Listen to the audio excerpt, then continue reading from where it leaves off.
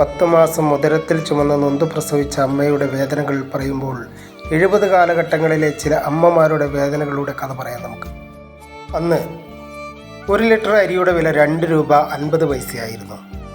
1 litre അരി 3/4 സേർ അരിയാണ് എന്നതും കൂടി ഓർക്കണം.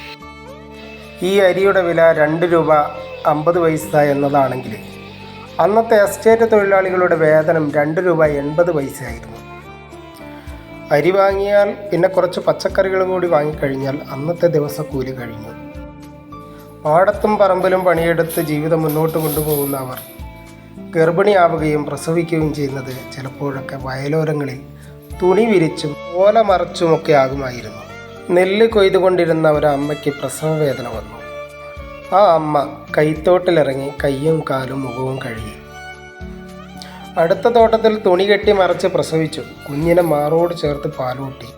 മരക്കൊമ്പിൽ തൊട്ടിൽ കെട്ടി കുഞ്ഞിനെ കിടത്തി വീണ്ടും നെല്ല് കൊയ്ത അമ്മയുടെ വേദനയുടെ കഥ കേൾക്കുമ്പോൾ ചിലപ്പോഴൊക്കെ പഴയ നമ്മുടെ അമ്മമാരുടെ കണ്ണുകൾ നിറയാം. പകലന്തിയോളം തൊഴിൽ ചെയ്താൽ 1 സേർ നെല്ല് കൂലിയായി കിട്ടും. അതുകൊണ്ട് വന്ന് രാത്രി ഉരലിലിട്ട് കുത്തി പാറ്റി കഞ്ഞി വെച്ച് വിശന്ന് തളർന്ന് കിടന്നുറങ്ങുന്ന കുഞ്ഞുങ്ങൾക്കും ഭർത്താവിനും കഞ്ഞി വിളമ്പിക്കൊടുത്ത് കിടന്നുറങ്ങുന്ന അമ്മമാരുടെ കഥ.